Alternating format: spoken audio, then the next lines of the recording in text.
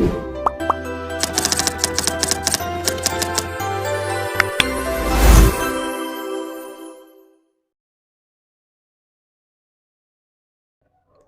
Evening everyone. आज हम सीखने जा रहे हैं इट्स इट्स।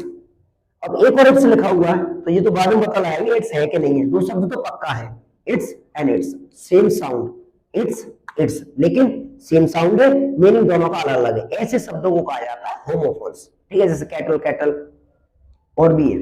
फिलहाल हम इट्स की बात करेंगे। तो पहले इस इट्स की बात करेंगे, इस वाले इट्स की। अब ये किससे बना है पहले इसको जानेंगे। तो ये बना है इट्स से। It it's itself. हमें यहाँ इट्स सीखना है, लेकिन थोड़ा हमें ये भी बताना होगा कि इट्स बना कहां से, ताकि आपको बाद में कंफ्यूजन ना हो और आप ये ना कह पाए कि सर ने वीडियो बनाई तो थोड़ी आधी अधूरी बनाई, थोड़ा बता देते तो सही रहता। तो उससे पहले हमने ये सारी चीजें अज्यूम कर ली, मतलब पहले सोच ली। जैसे इट्स इससे बना है, इट वाले इससे, इट इट्स और इटसेल्फ।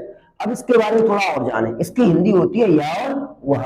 इसका प्रयोग, इट का प्रयोग वस्तु के लिए होता है, पशु पक्षी के लिए होता है, और कॉमन जेंडर में ध्यान रखना, केवल बेबी, चाइल्ड, इन्फेंट और इश्यू। बेबी माने बच्चा, चाइल्ड माने बच्चा, इन्फेंट माने शिशु, और इश्यू माने संतान।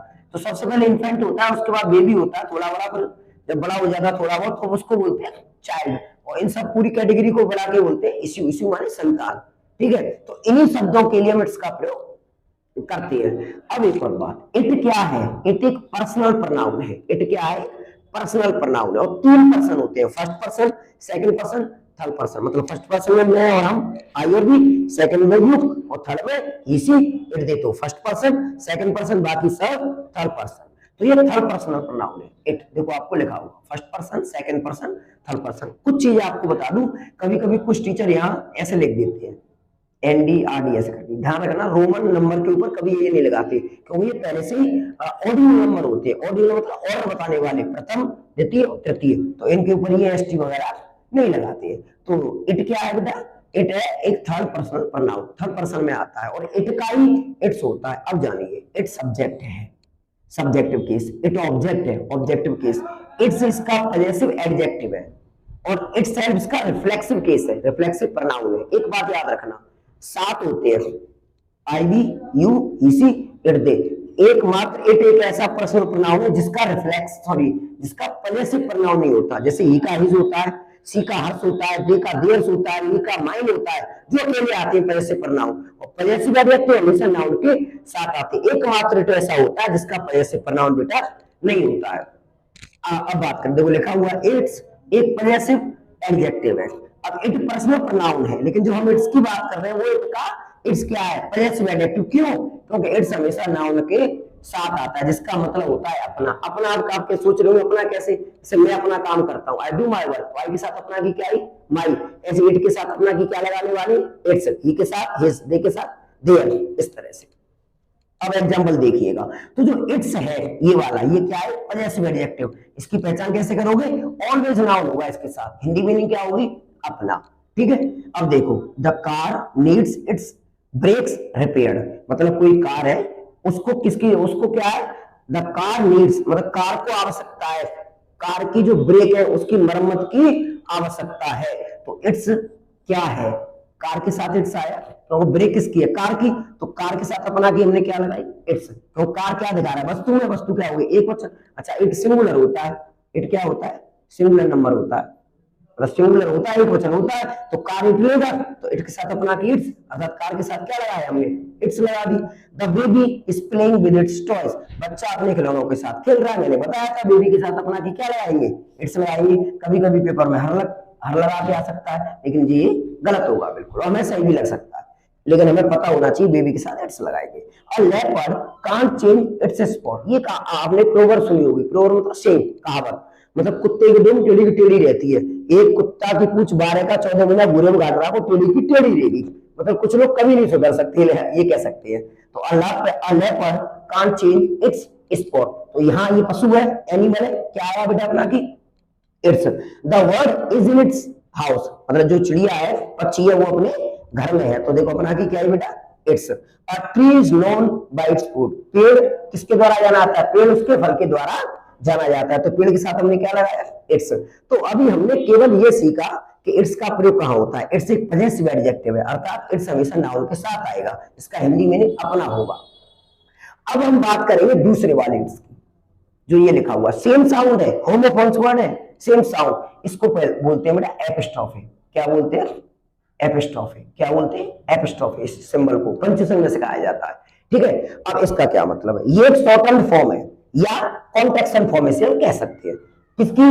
इट इज हो सकता है, इट वाज हो सकता है और इट हैज हो सकता है, क्योंकि एस है ना। अब देखो इज में भी एस, वाज और हैज, ठीक है भाई। अब इट्स तो ये शॉर्टहैंड फॉर्म है किसकी? इट इज की, इट वाज, इट हैज। अब आप कह रहे हो सर आप हमें कंफ्यूज कर रहे हैं, नहीं ऐसा कुछ नहीं है। ये सेंटेंस के सेंस के अकॉर्डिंग आपको देखना पड़ेगा कि यहाँ क्या हो सकता है। देखो it's 2 o'clock now, now present को दिखाता है, तो अब 2 बजे है, तो आप समझ सकते हो कि यहाँ इट्स का मतलब क्या है? It is. क्या है? It is.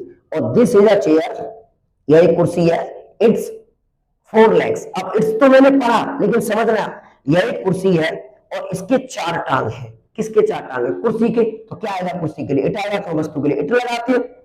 अब यहाँ ये क्या है? इट हैज, क्योंकि यह एक कुर्सी है, इसके 4 टांग है, अर्थात यह 4 टांग रखती है, रखने का आ गया, पहले से आ गया रखने का, तो क्या लगाते हैं? हैज है, और हैड पास्ट में, तो इट हैज, तो इट हैज हो गया।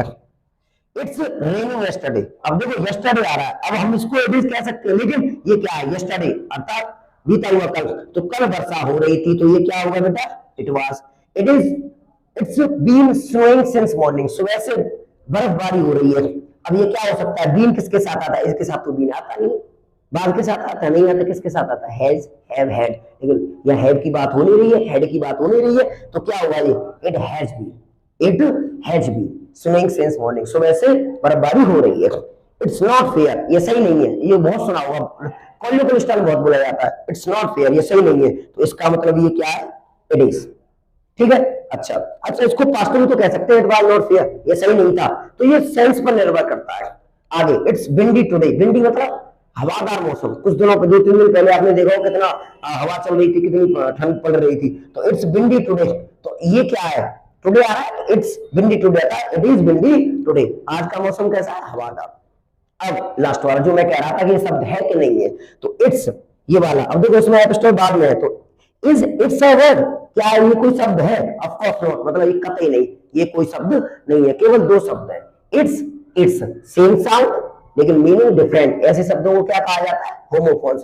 तो अब हमने किसको जाना? इट्स को और इट्स को। एक और बात, एनडीए में अभी जब आप इस वीडियो को देखोगे तो पेज बीच में आ जाएगा, वहां लिखा होगा किस साल आया है और कौन सा क्वेश्चन आया है, और आंसर भी लिखा होगा, फिर उसको आप जरूर देखना। वो उसको मैंने जानबूझ के नहीं लिखा है, ताकि आप वीडियो में देखें, पता लगाएं। हर वीडियो का मोटिव यही रहता है कि आपको 1-2 क्वेश्चन मिले। अब आप सोच रहे हो सर आप हर बार कहते हो इसमें से एक आया है, तो भाई एक बात बताओ, हम तभी तो पता लगा सकते हैं कि इस वीडियो में से हमें क्वेश्चन मिल रहा है तो आगे मिल सकता है, आगे की तो किसी को पता नहीं, अनुमान लगा सकते हैं कि इस बार आया तो आगे भी आएगा, ये चीजें हो सकती है। तो और किसी कोचिंग में एडमिशन लेते हैं तो किस बेस पर लेते हैं? इससे सिलेक्शन हुए। तो वीडियो मेरा यही मोटिव रहता है कि 1-2 क्वेश्चन आपको एग्जाम में मिले, वेरियस एग्जाम में। और बहुत बच्चों को बता दिए कि आया है जो एनडीए दे रहे हैं, लेकिन जिन बच्चों को नहीं पता तो उन्हें पता चले कि ऐसे क्वेश्चन आते हैं, ये तो बहुत आसान है, आई कैन डू इट। यही तो मैं चाह रहा हूँ कि आप वीडियो को देखें और देखकर बस ये पता लगा लें कि आगे कुछ नहीं है, आगे तो बहुत आसान है, लेकिन कब? आज हम टुडे जो है हमारा आज है उसको बेहतर बनाते चले जाएं, तो आगे जाके कुछ भी असंभव नहीं है। Nothing is impossible to get, मतलब आपके लिए सब कुछ आसान होने वाला है, टेंशन ना लो। जब तक वीडियो आती रहेगी आपके पास सारी जानकारी मिलती रहेगी, और ऐसे टॉपिकों को लेके आने वाले। अगला टॉपिक मैं लेके आ रहा हूँ बिल्कुल जीरो से, और देखना आप वो टॉपिक आपको बहुत अच्छा लगने वाला है। Thank you very much, take care.